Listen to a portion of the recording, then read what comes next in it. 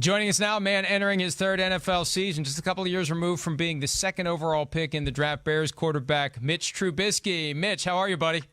I'm doing good. How you guys doing? Thanks for having me on this morning. Hey, we're doing great. Great to have you. And Mitch, you're here on behalf of Gone Rogue Snacks, a product that combines the crunchiness of a potato chip with the protein-rich benefits of jerky and has 17-plus grams of protein in each pack. So, last weekend, are you sitting around with your Gone Rogue Snacks watching the draft, watching every pick that all the teams make, or do you not pay attention to it?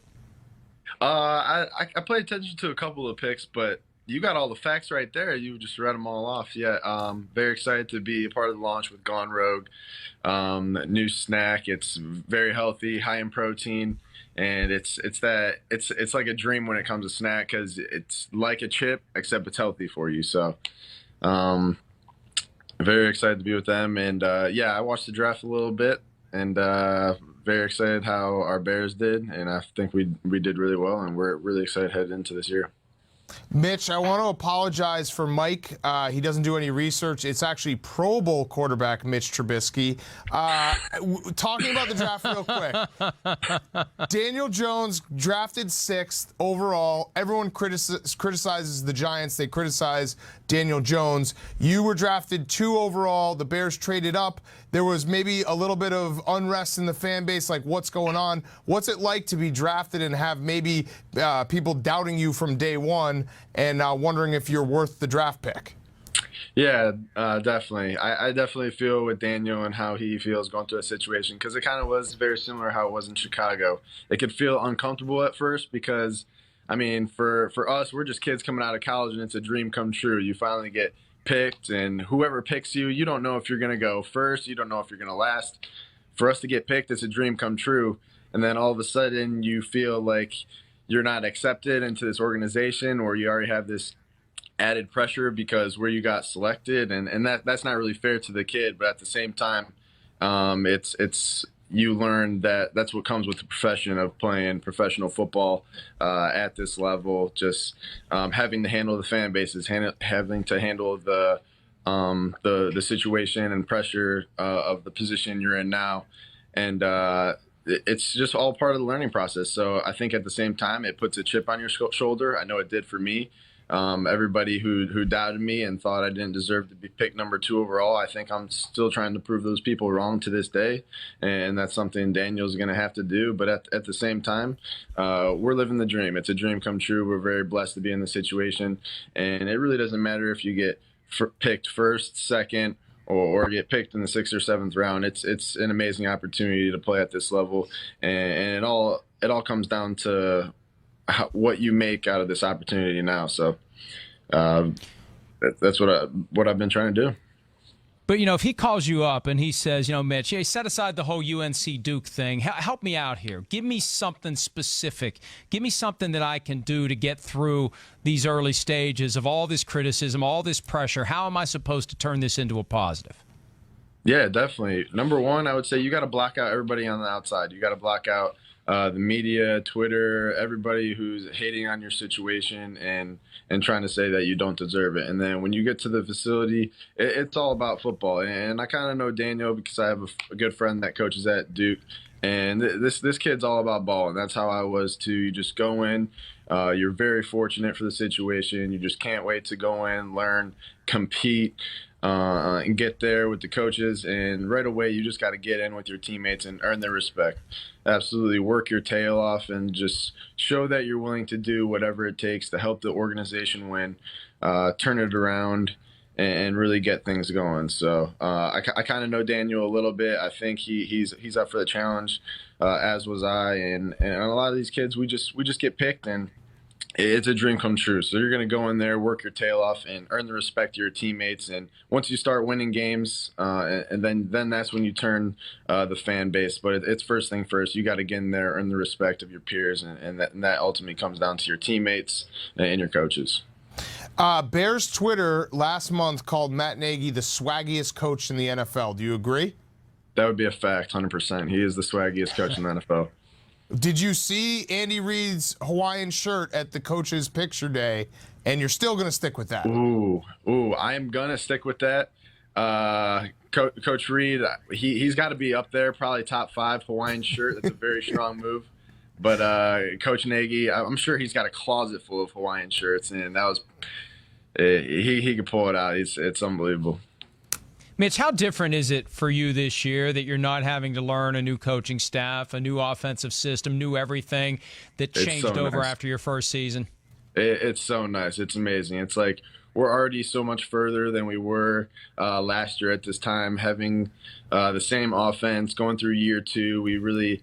It feels like you could just really get on top of this offense, master it, and just go through all the details. So we know what we're good at, we know what we want to work at, and we're just way more focused on what we want this offense to be, how can we improve, how we can be more explosive, convert more third downs, score more points, and everything like that. So just it's made this transition going into year 3 so much easier, going into year 2 of this offense, just knowing everyone who we have on playmaker wise, knowing your teammates all across the board. We didn't add a bunch of new guys besides the rookies we just drafted, so we'll get them in, and we just have great chemistry between the players on offense and our coaches and what we're trying to do scheme-wise, and we're just so much further from where we're at. So I'm very excited to where this offense could be this year. All right, so phenomenal year last year. We all know how it ended. We don't have to go back through there. I will mention that Week 17, the Vikings rolled over. I still can't believe that. But it ended poorly. The Bears are bringing in 8 kickers to try out. We threw out the idea today. How far of a field goal, what's your longest field goal, and do you think you could kick a field goal in the NFL in a game if needed to be? Not saying you're going to be, for sure. But say there's an injury. Yeah, I heard I might get thrown into the competition as well, so I kind of been working on my leg just in case, and you never know. If it came down to it, I think I can make a 35, 40-yarder. With the wind, though, I'm not going to lie to you. I need the wind. I need that strong Chicago wind right at my back. And I think I got 35 in me, maybe 40 if I get a good little wind behind me. Old school, straight on, like they used to do in the old days? That would be the biggest decision. It'd probably be spur of the moment. I used to toe kick because youth football, we would be the only team to kick field goals, and I'll kick the field goals. And then you start to learn soccer style to get more power. But if it came down to it, I might have to toe punch it, get it up there and see if we could get it through. One of the things that the media types do before a game, they're always watching the kicker. What's his range? How far is he making it? Does the wind affect him? Do you pay any attention to what your kicker looks like before a game, just so you know, that 3rd and 4 from the 30, it's going to be more important than it otherwise would be because I don't have a whole lot of faith in my guy today? I actually don't. I never paid attention to that. It's a couple times. It's not our kicker I pay attention to. It's the other guy, because the opposing team's kicker is usually in our way when we're trying to throw, and we're like, all right, is this guy done kicking yet? We're trying to get our warm up in. I'm trying to throw routes, and we're trying to go around them, and you try to be courteous or whatever and not get in each other's way because everyone's just got to get their warm-up in. But you're just standing behind the opposing team's kicker and you're like, when's this guy going to move? Hey, Vic Fangio's gone now. He's the defense coordinator last year, did a great job for the team. What's that transition going to be like? I know that's not your side of the ball, but you're going to be seeing a lot of that side of the ball in practice.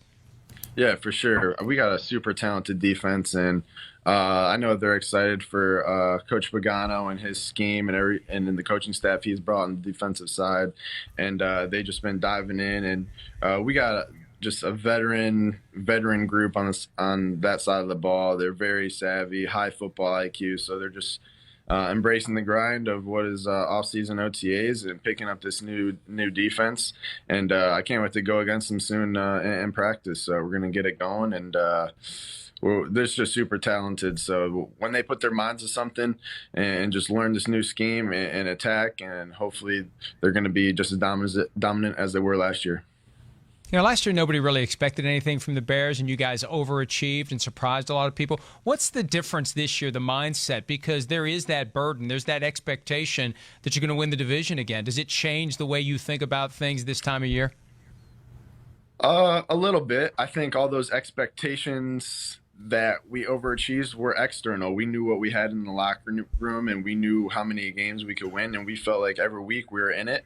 And then we felt like we should have won more games than we did last year. So all of those expectations that we overachieved were external last year, and the pressure that's out from outside forces as well. So we're just going to control what we control.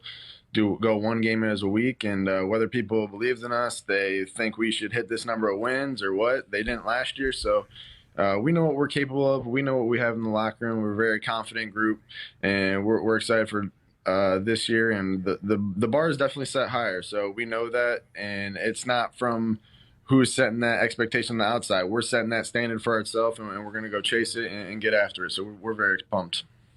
All right, Mitch. Hey, we appreciate your time. We'll check out the Gone Rogue snacks available at supermarkets and convenience stores nationwide, also at Amazon.com. For more information, people can go to GoneRogueSnacks.com. All the best, Mitch. Look forward to talking to you again soon.